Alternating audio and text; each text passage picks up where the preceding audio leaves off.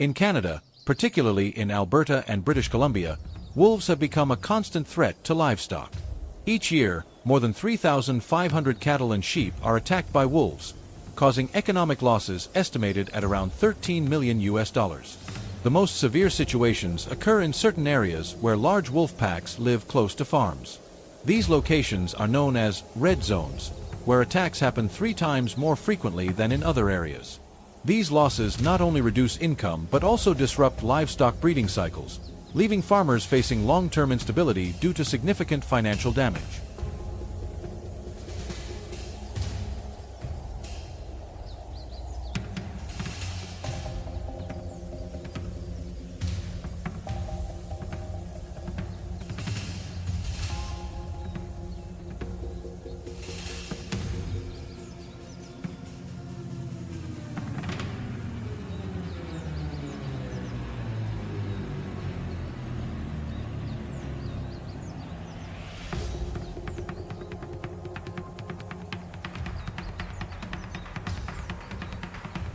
Therefore, provincial authorities in Alberta and British Columbia have implemented strict control measures to reduce wolf populations. However, contrary to what many people think, controlling wolves does not rely solely on firearms. In many areas, a quiet but highly effective method is being used: trapping.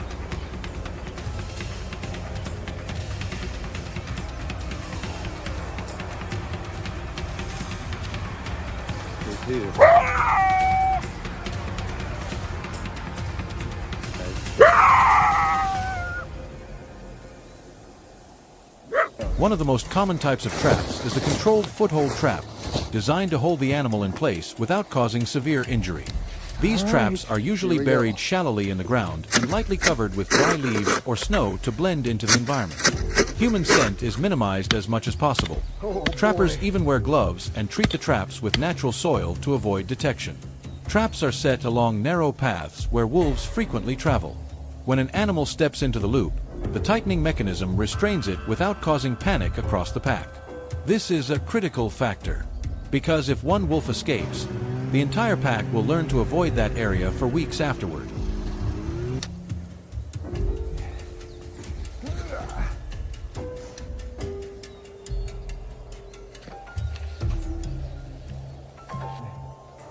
Beaver caster. Rancher's gonna be plenty happy about that.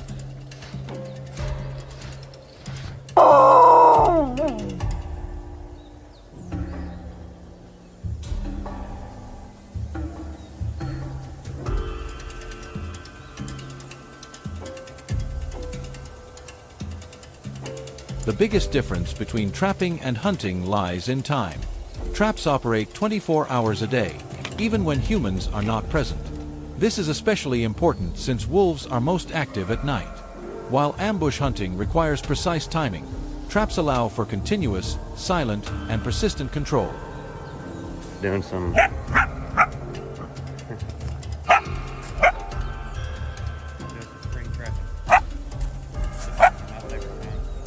However, setting traps is far from simple. Every location must be carefully calculated to avoid capturing non-target species. In Canada, regulations require traps to be checked regularly, ensuring that animals are not held for too long and are handled according to proper procedures. The so-called red zones, where wolf attacks on livestock occur frequently, are exactly where traps are deployed at higher density, but still under strict control.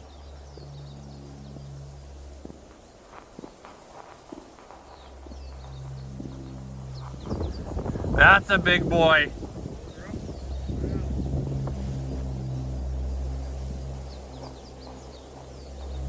In addition to trapping, some areas in Alberta and British Columbia also apply wolf relocation strategies, but under strict control. Captured wolves are not always eliminated. In some cases, they are sedated, fitted with GPS tracking devices, and relocated to more remote areas with less human conflict. This relocation not only reduces pressure on farms in red zones, but also helps maintain stability within the natural wolf population. However, this is not a simple solution. Wolves may return to their original territory if the relocation distance is not sufficient, or if food sources in the new area are inadequate.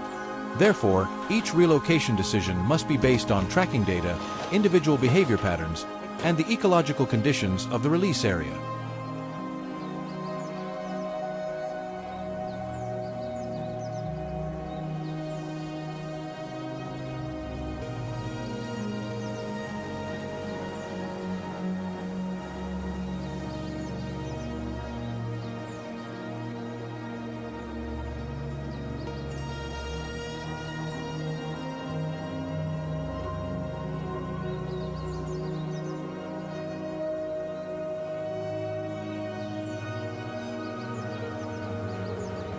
However, trapping is not the only solution.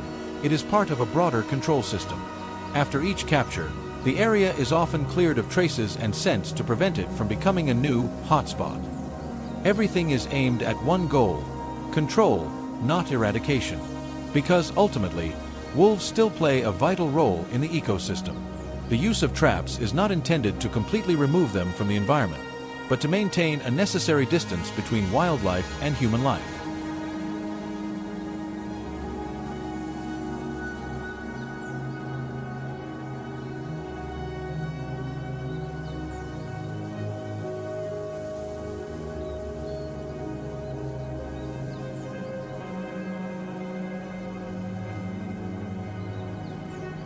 And in this silent confrontation, victory does not belong to the side that hunts better, but to the one that understands the rules of nature more deeply.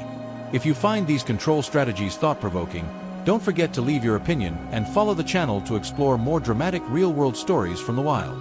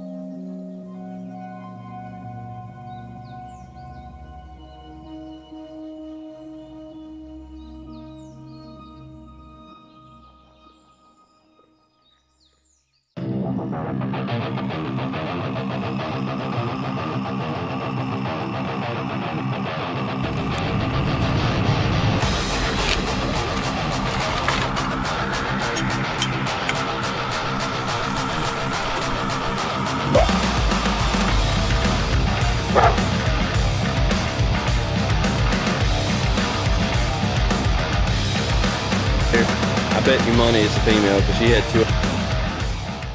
When night falls over the vast grasslands of North America, the landscape seems to become unbelievably still. Yet within that stillness, an almost imperceptible movement begins. There is no roar, no chaos, only soft, steady, calculated footsteps. Wolves appear like shadows gliding across the terrain, observing the slightest changes, remembering every path they have once traveled.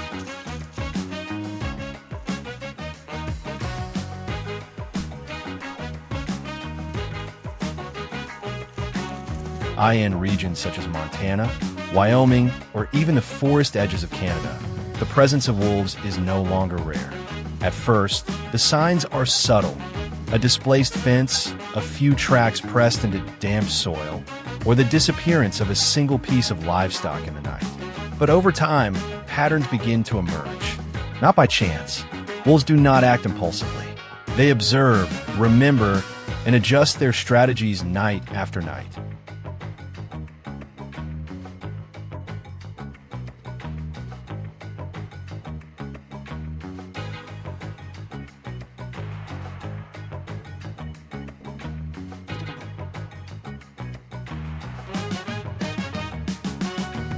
The attacks do not begin with chaos. They begin with absence. One sheep disappears, then another. No clear traces, no loud disturbance. By the time ranchers recognize the pattern, things have already slipped beyond control. Wolves do not merely hunt, they solve problems. And each farm becomes a map they can read in their own way.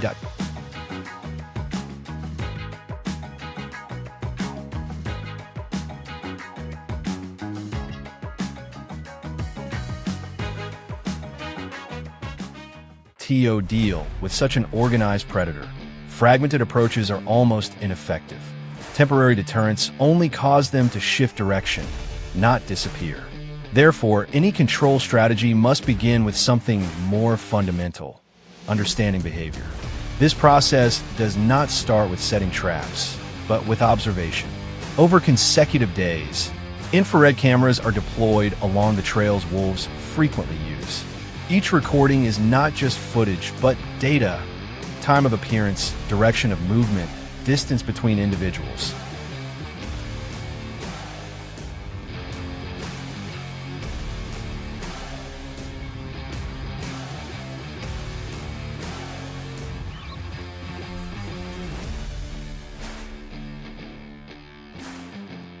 Once the pattern becomes clear enough, the next step is implemented, setting steel foothold traps.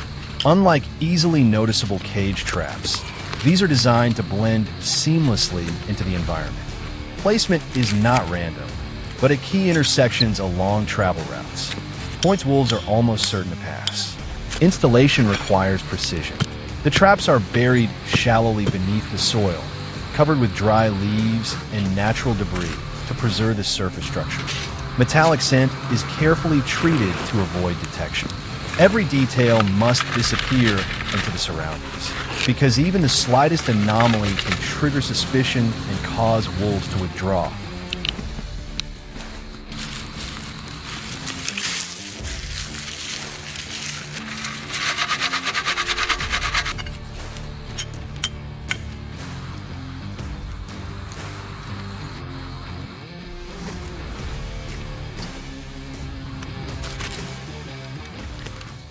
But the most critical factor is not the trap, it is timing. If deployed too early, before wolves establish clear patterns, effectiveness remains low. If delayed too long, they may alter routes or expand their range. This balance demands both experience and patience. In many cases, capturing even a single individual can create significant change. Wolves have a tightly structured social system, and disruption within it can reduce their return frequency. However, this does not mean the process is complete. The remaining individuals quickly adapt, becoming more cautious, ranging farther, and growing increasingly unpredictable.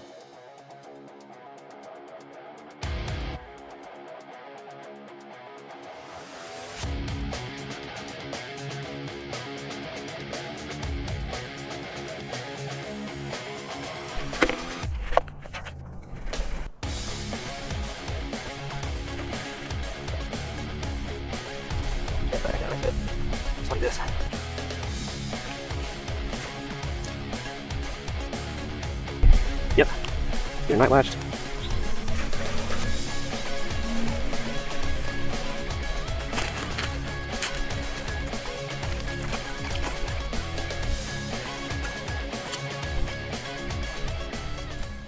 That is why control systems do not end after a single deployment.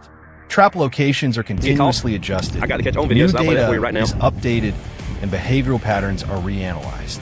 This is not an immediate solution, but a long-term process, one in which humans must constantly adapt to the very adaptability of the animals.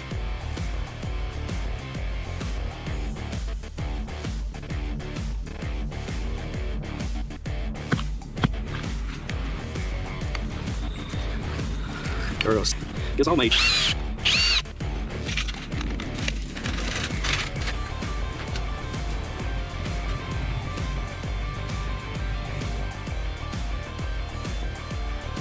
There we go.